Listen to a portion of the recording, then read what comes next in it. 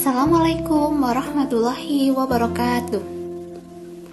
Bismillahirrahmanirrahim. Jumpa lagi dengan mata pelajaran IPS di kelas 8. Baik anak-anak, kemarin kita sudah belajar tentang pengertian bentuk-bentuk faktor pendorong dan juga faktor penghambat dari mobilitas sosial.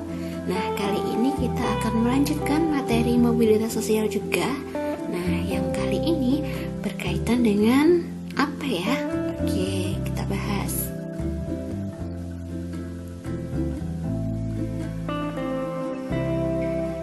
Nah, kali ini kita akan belajar tentang saluran-saluran mobilitas sosial. Kemudian yang kedua, dampak dari mobilitas sosial.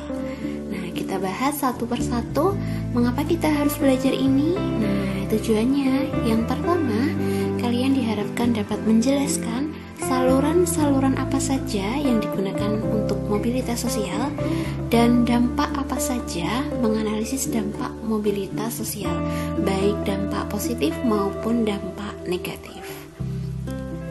Baik, kita ke saluran mobilitas sosial.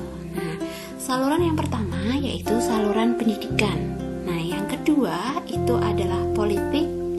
Kemudian yang ketiga ekonomi, dan yang terakhir atau yang keempat adalah profesi.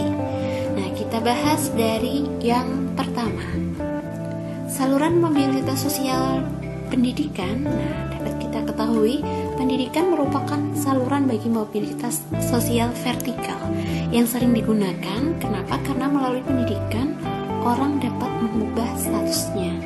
Nah, dapat kita lihat orang-orang sukses di sana itu banyak yang kemudian yang berawal dari orang yang tidak mampu kemudian bisa sukses karena dari sisi pendidikan. Nah, dapat contohnya misalnya ini adalah Mbak Raini. Dari seorang anak tukang becak yang kemudian belajar dengan sungguh-sungguh akhirnya bisa mendapat beasiswa sampai S3 di London. Nah, keren kan? Nah, berarti Mbak Raini ini mengalami mobilitas sosial vertikal ke atas melalui saluran pendidikan. Nah, contoh lain di negara-negara lain juga ada. Ini dari negara Kamboja contohnya.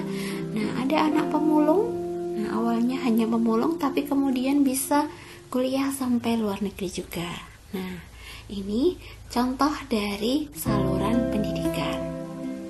Nah, yang kedua itu adalah saluran organisasi politik. Nah, banyak orang yang meniti karirnya melalui organisasi politik, baik itu dari tingkat rendah maupun sampai tingkat tinggi. Contohnya misalnya, dalam pemilihan presiden seperti Pak Susilo Bambang Yudhoyono, nah itu menjadi presiden melalui organisasi politik, yaitu Partai Demokrat. Nah, Pak Jokowi jadi presiden melalui Partai Demokrasi Indonesia Perjuangan. Nah, jadi organisasi-organisasi politik ini digunakan untuk sebagai sarana untuk mencapai mobilitas vertikal. Nah, contoh yang lain baik misalnya pemilihan bupati dan sebagainya, nah itu melalui organisasi politik. Saluran yang ketiga yaitu organisasi ekonomi. Nah, organisasi ekonomi itu memberikan kesempatan seluas-luasnya bagi seseorang untuk mencapai mobilitas vertikal.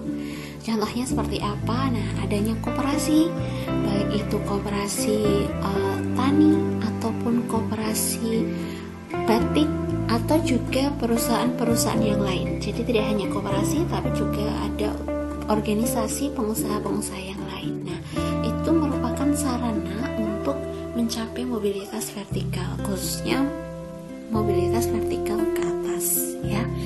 Jadi ketika misalnya jadi anggota koperasi tani, bagaimana caranya bahwa kelompok tani ini bisa sejahtera. Nah, ini dapat mencapai mobilitas vertikal ke atas. Oke, kemudian saluran yang terakhir adalah saluran organisasi profesi. Nah, organisasi profesi itu merupakan kumpulan orang-orang yang memiliki profesi yang sama, sehingga akan lebih kompak dan kuat dalam memperjuangkan profesinya, memperjuangkan kesejahteraan anggotanya. Nah, contohnya misalnya ada Himpunan Pengusaha Muda Indonesia atau HPMI. Nah, dalam organisasi profesi itu, terjadi kekompakan bagaimana caranya agar sukses bersama. Begitu juga dengan adanya Ikatan Dokter Indonesia atau juga adanya Persatuan Guru Republik Indonesia. Nah, di mana dengan organisasi profesi ini, misalnya ketika PGRI, itu bagaimana caranya membuat anggota atau guru-guru itu menjadi sejahtera. Nah, ini ketika guru-guru menjadi sejahtera atau ketika anggota-anggota profesi yang lain menjadi sejahtera, maka itu akan mengalami mobilitas vertikal ke atas. Oke, itu adalah saluran-saluran dari mobilitas sosial. Jadi ada 4 ya. Nah, ada pendidikan, politik, kemudian ekonomi, dan profesi. Oke, kita ke dampak dari mobilitas sosial. Jadi mobilitas sosial itu memiliki 2 dampak, yaitu dampak positif dan dampak negatif. Nah, dampak positif dari mobilitas sosial yang pertama yaitu mendorong seseorang untuk lebih maju. Jadi kalau pada masa dulu jarang orang bercita-cita, mempunyai cita-cita itu jarang karena terhambat dengan adanya peperangan. Nah, berbeda dengan zaman sekarang, siapapun punya cita-cita dan siapapun bisa untuk lebih maju. Contohnya misalnya ini di sini ada anak pemulung yang dulunya hidup sangat susah tapi kemudian terdorong bagaimana caranya biar bisa maju. Nah, akhirnya bisa menjadi seorang dokter. Nah, kemudian dampak positif yang kedua adalah mempercepat tingkat perubahan sosial. Nah, karena banyak orang yang terdorong untuk maju tadi, kemudian adanya perubahan-perubahan di alat-alat komunikasi, alat-alat yang lain. Nah, akhirnya perubahan pada alat-alat tersebut bisa menyebabkan perubahan sosial. Nah, contohnya di sini, misalnya dulu petani membajak sawahnya dengan menggunakan hewan. Nah, kemudian dengan ditemukannya banyak alat-alat modern, nah akhirnya petani bisa lebih mudah membajak sawahnya dengan alat modern. Nah, jadi dampak positif dari mobilitas sosial salah satunya adalah mempercepat tingkat perubahan sosial. Kemudian dampak positif yang terakhir yaitu meningkatkan integrasi sosial.